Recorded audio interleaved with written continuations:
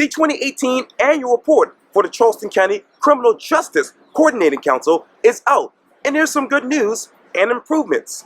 I speak exclusively with the project director, Kristy Danford, for a special edition of Quintin's Close-Ups.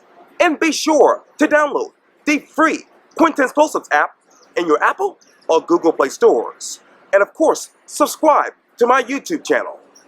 Kristy Danford, it's so good to see you back here on Quintin's Close-Ups. It's great to be back. Thank you so much for coming out to the CJCC.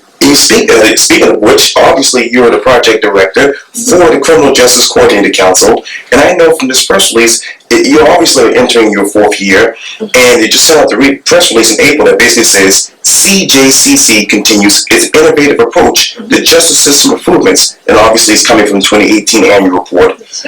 What is the biggest difference between 4 years ago and right now when you think of this particular organization? Well, the group itself, is a lot of local leaders that come together to do exactly what it sounds like, right? The local leaders come together to coordinate to help improve safety, justice in our criminal justice system.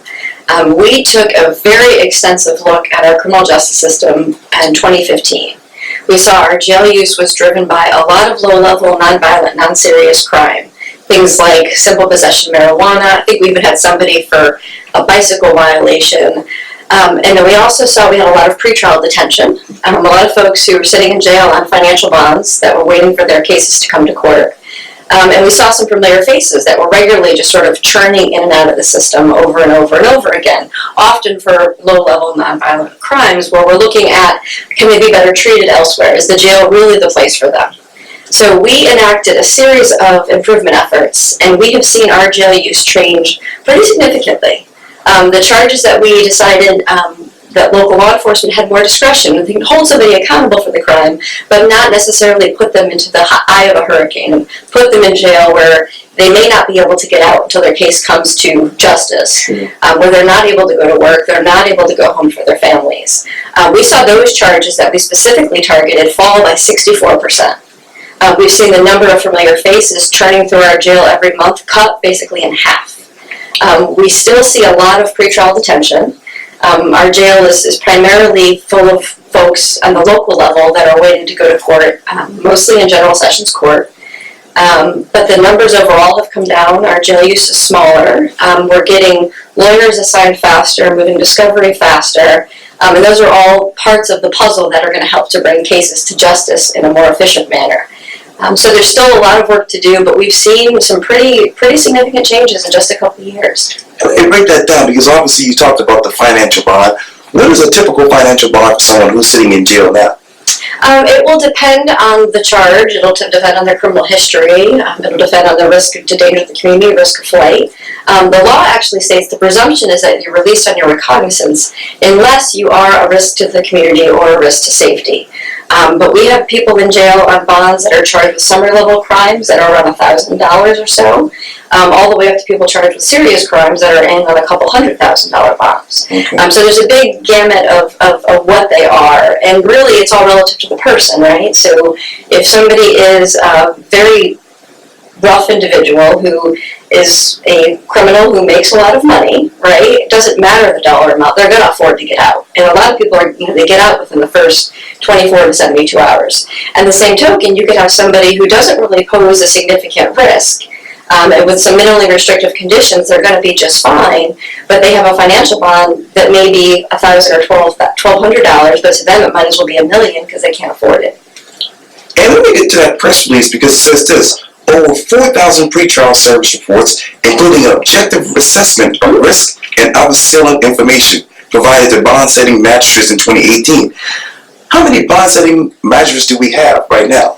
Well, they're going through the sort of reappointment process, so I don't want to give the numbers. Sure. I don't know it exactly at the moment. But we primarily last year had a consistent daytime, Monday through Friday bond-setting judge, consistent evening bond-setting judge, and consistent weekend bond-setting judge.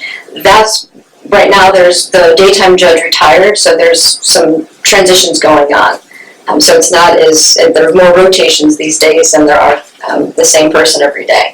And the 4,000 pretrial service reports, are those 4,000 people or more in your mind? Oh, that's more. That's Okay. more. Some of them could have come in once or twice. The folks that get out that do pose a risk. What we see in the data is the folks that are getting out on financial bond consistently fail at higher rates than the folks that get out on personal recognizance bonds. And also it says this, and you mentioned this earlier, few individuals cycling to the jail repeatedly, familiar faces. I know there's a lot of people, you talk obviously about the jail's population, but exactly how many familiar faces have you guys seen, say, from 2015 to 2018? So the number of people, unique people that are coming to our jail have fallen every year. Okay. But the difference is, so we can identify those that pose the greater risk, but the fundamental challenge we have going forward is what are the options for them? We've always had financial bond, we've always had personal recognizance bond, and for certain people, that works just fine. But for those that are posing a risk, those options aren't doing it for us. And that's really the challenge we have, is to try to find other options that are going to work for us. Any options now? Right now, it's pretty much the same as it's always been. By law, there are certain things the judge can do. We don't have the advantage of what other states have, with having sort of a larger continuum of options to choose from, where there's more consistent oversight and restrictions that are managed and enforced for those that we're concerned about. Say, for instance, in Georgia, what's that process like? Yeah, I think it depends on the county in Georgia. There's some statewide systems. There's obviously the federal system, which goes on right here in Charleston. Right. So there's lots to pick from, but it's something relatively new for our state. And the big question is, how do we go down that road, and does the community want us to go that way? And it also says this too, increased deflections from the justice system in jail diversions for individuals living with mental illness, homelessness, and other substance use disorders.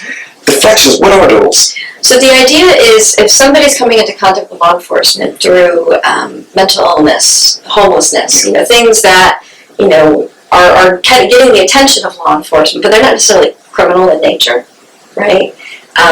Rather than defaulting to jail as the only option, we can deflect them from the criminal justice system entirely by getting them in treatment, getting them to a resource that's going to help give them shelter for the evening, get them on a path to wraparound services that are going to help them to be productive, law-abiding citizens without sucking them into the justice system. And what are those jail diversions? So we're fortunate in Charleston County to have an array of diversionary options that start before law enforcement even needs to get involved. Okay. So that's through, EMS. Yes. It's through mobile crisis, through phone calls to helplines. We also have the Tri-County Crisis Stabilization Center that has a triage line that's specifically dedicated for officers to use. They could drop people off there as opposed to bringing them to the jail on Leeds Avenue. Law enforcement are often bringing people straight to the Charleston, Georgia Mental Health Center clinic itself. Right. So we've got a very strong series of options to kind of work on the front end of the system. The areas that we're really needing to work on more are what happens after that. So in jail and through reentry, how are we going to deal with the population as they're awaiting disposition in court, as well as reentering and returning folks who have maybe served their sentence or are actively serving it on probation or parole. And I don't know, you may not have this information, but what would that cost altogether for those diversions in your mind? Well, I think it depends on what you do. There's a lot of cost-benefit research out there that shows a little bit of investment goes a long way. As it is, there's research that indicates, every dollar spent on incarceration has another $10 in social costs tied to it. If you think about what we spend as a community here in Charleston on our criminal justice system, we're approaching, $80, $90 million or more. That's just one county. There's 3,000 or so counties across the country. We spend a lot of money. And the question is, can we be spending that in a more efficient way, in a more effective way? And you talked earlier about phone calls. There's also a launch of automatic text message reminders of General Sessions Court dates. How many are those being sent out most of the time? Those so when they go out through a text message reminder. The reach is still pretty small. We're working on expanding that. Okay. But it lets people know, just like your doctor would let you know you have an appointment. Don't forget, you've got court this date, this time. And it even provides a link so that you can get more information than whether they're talking to a lawyer or just trying to find out where to park. And this too is interesting. Shortened time to initial assignment of public defender attorneys for poor defendants that qualify. Can you talk to me about poor defendants? So there is an actual affidavit to qualify someone as indigent. and it has a lot to do with how much money they make or don't make, and their expenses, their children, whatever they have going out. It is a statewide affidavit, so to qualify, you have to prove your indigence. You can prove that you don't have enough resources to hire a private attorney. The way it works here is it's a relatively small number of folks, but when they come through, they get asked if they have a private attorney, if they're planning to hire one. If they say no and they would like to be screened for a public defender, they have to go through the criteria, and if it is deemed indigent, then they qualify, and then they can have representation. In Charleston County, that means they can have it. For those small number that we're actually touching, they can have representation instantaneously for the first hearing before the court where their liberty is at stake. That's the bond hearing that happens within 24 hours. 24 hours. Those public defender attorneys, how many have been assigned, say from 2015 up to 2018? So they started just kind of figuring out the logistics of it all. Okay. Now today we have lawyers from the public defender and the prosecutor's office sitting in bond court. That never happened before. It was, a private attorney if one was available. That doesn't happen all that often. The defendant, anybody that's there to speak for the victim of the state, like law enforcement, or significant others from the defendant and the judge. And the hearings happen very quickly. So today, now, when you go to our court, particularly on general sessions charges, you'll see a prosecutor there.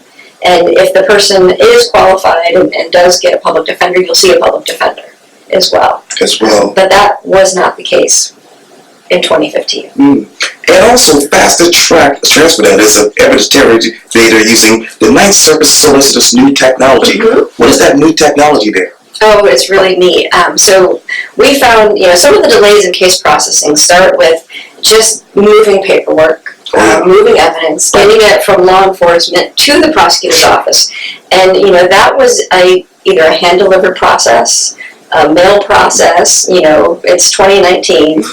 We can do that now with the click of a button. Sure. So that technology helps them do that. So it ships it from the law enforcement agencies that are using it to her office, and then she's able to deliver it to defense. And all of that speeds up the transfer of evidence so that both parties can do their work to help bring that case to its ultimate justice.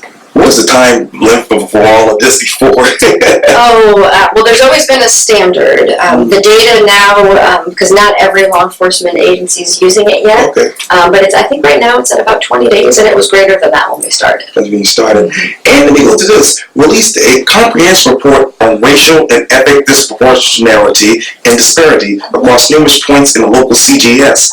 What are those numerous points? So when we look at the overrepresentation of African Americans in the justice system, we looked at it from the point of arrest, initial booking into the jail. We looked at it for those that came to jail. We also looked at it when they went to bond court, what happened. And we also looked at it in terms of the type of disposition that they were getting in the circuit court. So it went all the way from the initial arrest to the bond to the disposition. And what we see, and we've consistently seen this, and this is pretty consistent nationally, the rates are highest at arrest, and then when you control for what's coming in, those rates get more of a 1-to-1 ratio as you're going through the legal process from that point forward. What is that ratio for the jail population now? So the last time we did it, the overall incarceration in our jail was about 7 African Americans to 1 white individual. Okay. And that's come down a bit since it was in 2014 or 2015. When did the change happen? A lot of the change we saw go down in bookings around when we started doing more of the front end work, kind of rethinking who needs to come to jail in the first place. Sure. But what you're going to see in the average monthly incarceration numbers, those are the folks that are sticking around, right? A lot of folks that come in are getting out with, they're getting out on bond within the first 24 to 72 hours. If they don't, they're going to stick around for a while, and that's going to change the composition of the racial makeup of the jail and the type of folks that are sitting in the jail, because they're going to be waiting for court, and if they're going to circuit court, that time to get to that case to come to justice takes a lot longer than it does at the summary level, where the cases are facing shorter, smaller penalties. And I know that you just mentioned this. Since 2014, the local jail population shifted from 85% to 97%. pre-trial defendants awaiting trial in summary and general sessions level courts. Despite the solicitors and public defenders' approved efficiencies in the early stages of case processing, Charleston, like much of South Carolina, struggles to achieve swift depositions in general session court. What are the struggles there? So the time to disposition is sort of a natural standard for case processing, right? How long does it take to go from the beginning of a case to get it disposed, to be convicted or innocent? That process, we call it a clearance rate, sort of like how many cases are coming in and how many are going out. Right. When you move fewer cases than you bring in, you're creating a backlog. And the standard in South Carolina is that I believe it's 80% of cases are pending less than a year. And very few circuits in the state of South Carolina meet that standard. So there's a lot that goes into that. Part of it is the efficiency of moving the case forward. Part of it is having enough terms of court, having enough judges and court's personnel to move those things along. So that's a statewide issue. We've learned more about it here in Charleston because we've really been diving into the details and really trying to figure out how the local jurisdictions as well as the state can kind of come together and help make that more efficient for all of us, whether you're a victim who's waiting for your case to come to justice or a defendant who's waiting to see what their life's going to be like. We all deserve justice, and we deserve it in a way that's going to better serve our community. And the longer we have cases pending, the slower that wheel turns and the less efficient our system becomes. That's a simplistic question. Do we have enough judges? I don't know the answer to that. And there's judges, there's courtrooms, there's court reporters. What we have enough of or don't have enough of, I'm sure is a topic that folks with more knowledge on it can answer. And you talked earlier about the community. How engaged are you in the community with your organization right now? I'm really glad you asked that question. We're very excited. We were able to secure some additional grant monies to help expand our community engagement efforts. And this summer we're kicking off a community engagement summer series. We're going to be doing 3 large events, and the events are going to be focused on the topics in our annual report that were probably the most pressing: pretrial justice, recidivism and reentry, and racial equity.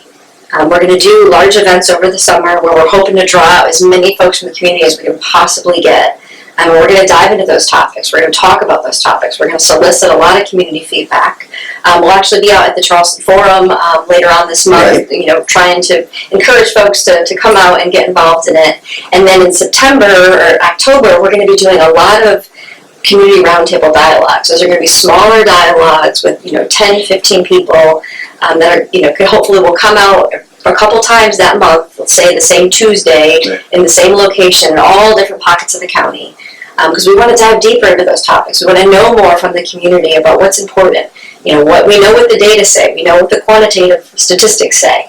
But qualitatively, what does our community really think is the most important things? And how are we going to bring that together to ultimately help the CJCC identify its next strategic plan? So we did all of this great work leading up to now. We've seen a lot of tremendous changes. We've learned a lot, but we have a long way to go. I mean, the criminal justice system has been around a whole lot longer than CJCC has. So this expanded community engagement effort is really exciting. We have this sort of bold goal of getting 1,000 people to come out. Right? We're going to do surveys of folks that can't have the time or the capacity, or they're just whatever they need to be able to make it to these events. We can get to them in surveys and other ways. But we really want community feedback. We really want this input. And ultimately, we'll have a report with all of the common themes and community priorities. And that will be a foundational basis for what the next CJCC strategic plan looks like. How's that plan looking like now? We're not going to develop it yet. We're going to ground it in the data. And we're going to ground it in community priority. So I'm excited to see what it looks like. Very excited. Okay, you talked earlier about having, obviously, roundtable discussions and dialogues. How do you have a dialogue with your naysayers? We welcome them to the table. Everybody is welcome to come to the table. I mean, that's the point of having the diverse community dialogues. We have 12 community representatives right now, right? Whether it's a survivor of crime, a formerly incarcerated individual, business community, faith community. We have a diverse group. Even those meetings are diverse in themselves, right? can only imagine. We're used to working in the diverse realm. That's what the CJCC is all about. So we hope everybody will come out, come to these events, make your voice heard, and help to dig into the issues, because it's our community, and the safety and justice of it depends on us coming together and help really working to make it stronger. Kristy Danford, thank you so much for your time. I really, really appreciate this. Thank you. Thank you so much for coming out, and I hope to see you again soon. I'll be here. All right. Thank you. Thank you.